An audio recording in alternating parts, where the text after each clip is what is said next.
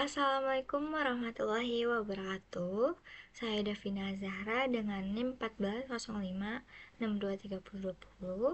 dari Pendidikan Sosiologi A 2023 Fakultas Ilmu Sosial dan Hukum Universitas Negeri Jakarta. Sesuai dengan judul, di sini kita akan bahas dampak perkembangan teknologi dalam pembelajaran ya. Judulnya itu ketika teknologi mengubah cara kita belajar. Nah, kenapa sih saya akan membahas tentang hal ini? Karena di era digital kayak sekarang, menurut saya teknologi itu udah menjadi bagian yang gak bisa terpisahkan gitu dari kehidupan kita, termasuk dalam dunia pendidikan ya. Karena mulai dari penggunaan smartphone, juga laptop, internet, bahkan kecerdasan buatan kayak AI itu semuanya udah ada gitu, dan juga mempengaruhi cara kita belajar dan juga mengajar.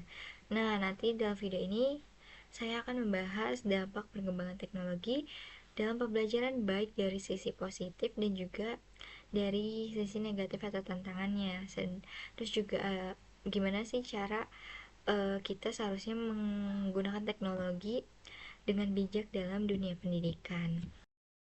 Nah, perkembangan teknologi dalam pembelajaran itu merupakan suatu bagian dari perubahan sosial yang terjadi di masyarakat modern sekarang ini ya, karena teknologi pendidikan itu merujuk pada pemanfaatan perangkat digital, sistem informasi dan juga media berbasis teknologi untuk mendukung proses pembelajaran kita. Contohnya, teknologi dalam pembelajaran itu kita menggunakan e-learning, learning management system kayak Google Classroom, terus juga aplikasi pembelajaran kayak Zoom Meeting atau Google Meet.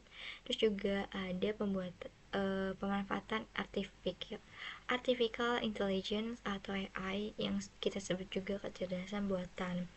Nah, perkembangan ini tuh menunjukkan bahwa pembelajaran tuh nggak lagi bersifat satu arah aja, dimana tuh guru menjadi satu-satunya sumber pengetahuan yang didapat oleh siswa, tapi ada juga teknologi yang merubah dalam tanda kutip mengubah peran guru dan siswa serta menciptakan suatu pola yang baru di dalam pembelajaran ini yang lebih interaktif dan juga kolaboratif gitu.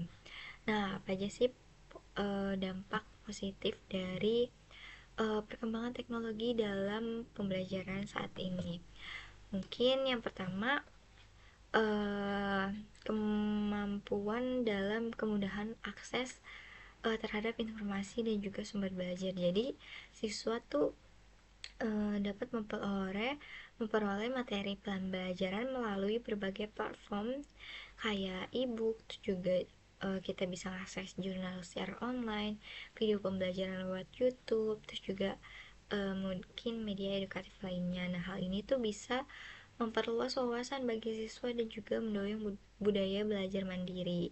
Nah, yang kedua juga ada fleksibilitas dalam uh, proses pembelajaran. Jadi dengan adanya pembelajaran daring dan juga sistemnya hybrid, kegiatan belajar tuh nggak lagi terbatas dalam ruang dan waktu gitu, tapi juga siswa ini bisa mengakses materi kapan aja, terus juga mengulang penjelasan yang belum dipahami, serta belajar sesuai dengan ritme mereka masing-masing gitu.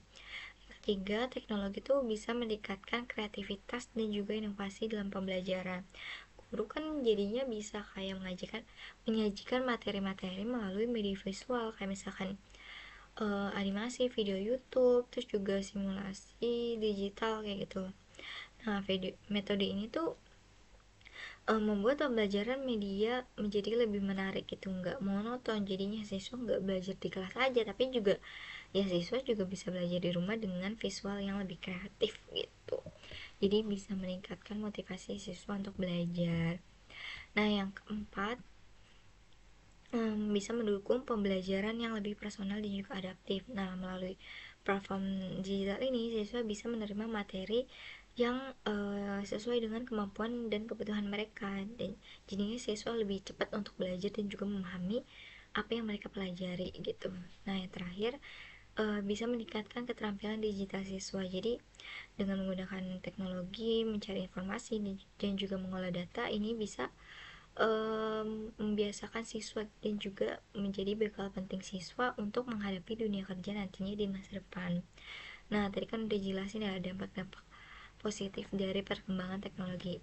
Selanjutnya kita akan beralih ke dampak negatifnya. Apa sih dampak negatifnya dari perkembangan teknologi ini di khususnya di lingkup pembelajaran ini? Yang pertama, munculnya ketergantungan terhadap teknologi tadi. Siswa kan jadi terlalu bergantung pada internet juga perangkat digital, sehingga tuh kurang dalam terlatih dalam berpikir kritis dan juga menganalisis secara mendalam.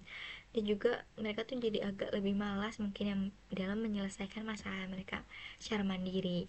Terus juga yang kedua, adanya kesenjangan digital. Jadi kita kan tahu kalau misalkan gak semua siswa tuh punya akses yang sama terhadap perangkat teknologi dan juga jaringan internet di rumah ya, karena ya mungkin dari sisi ekonomi siswa itu berbeda-beda, jadi kondisi ini bisa menimbulkan ketimpangan dalam kualitas pembelajaran antara siswa yang memiliki fasilitas yang memang udah lengkap dengan siswa yang memang nggak punya fasilitas yang lengkap di rumahnya gitu. Yang ketiga, teknologi ini tuh berpotensi mengganggu konsentrasi belajar siswa. Emang sih aksesnya begitu mudah terhadap uh, teknologi, dan ya dalam sisi pembelajaran mungkin oke, tapi kan teknologi nggak hanya untuk pembelajaran aja. Di situ ada media sosial, ada game, ada hiburan digital mungkin kayak TikTok dan lain-lain ya. Itu bisa jadi distraksi selama proses pembelajaran baik di kelas secara luring maupun di rumah secara daring kayak gitu. Yang keempat, ada resiko menurunnya interaksi sosial secara langsung. Kenapa sih itu menjadi resiko kita? Karena kan pembelajaran berbasis teknologi itu terlalu dominan ya, terus juga dapat mempengaruhi komunikasi tatap muka antara guru sama siswanya itu sendiri, yang dimana tuh nanti ini tuh bisa menghambat perkembangan kemampuan sosial dan juga emosional dari siswa itu sendiri. Nah, yang terakhir, tantangan lain tuh tentu aja kurangnya literasi ya, secara digital maupun ya secara langsung gitu. Karena tanpa bimbingan yang tepat, siswa bisa kesulitan memilah mana sih informasi yang valid, mana informasi memang ternyata itu hoax gitu di media sosial. Nah, gimana sih kita peran guru dan juga mungkin siswa dalam menghadapi perkembangan teknologi? Mungkin guru gak hanya dituntut untuk menguasai teknologi aja ya, tapi juga mampu memilih dan memanfaatkan teknologi secara tepat sesuai dengan tujuan pembelajaran. Jadi guru tuh berperan sebagai fasilitator yang membimbing siswa agar gak sekedar menggunakan teknologi aja, tapi juga mampu berpikir kritis dan juga reflektif. Nah, siswa juga diharapkan bisa menggunakan teknologi secara bijak dan juga bertanggung jawab, yang dimana ya teknologi seharusnya menjadi sarana untuk belajar dan juga mengembangkan diri, bukan hanya sekedar alat hiburan aja. Nah, mungkin dapat disimpulkan bahwa perkembangan teknologi itu perkembangannya ya teknologi di dunia sekarang ini tuh nggak hanya membawa perubahan yang besar dalam dunia pembelajaran aja, tapi bisa ya mengasih kemudahan, terus juga dari akses informasi, fleksibilitas belajar, sampai peningkatan kreativitas dan juga keterampilan digital siswa. Tapi ya di sisi lain teknologi juga kayak menghadirkan berbagai tantangan atau dampak negatif seperti ketergantungan, kesenjangan digital, gangguan konsentrasi, dan juga kurangnya interaksi sosial. Nah, teknologi emang seharusnya diposisikan sebagai alat pendukung aja, bukan pengganti peran guru dalam proses pembelajaran itu sendiri. Nah, mungkin itu aja, sekian dari pemaparan saya. Terima kasih atas hmm, yang sudah mendengarkan video ini, yang sudah menyimak. Terima kasih atas kesempatannya. Mungkin kita akan bertemu di lain hari. Terima kasih. Assalamualaikum warahmatullahi wabarakatuh.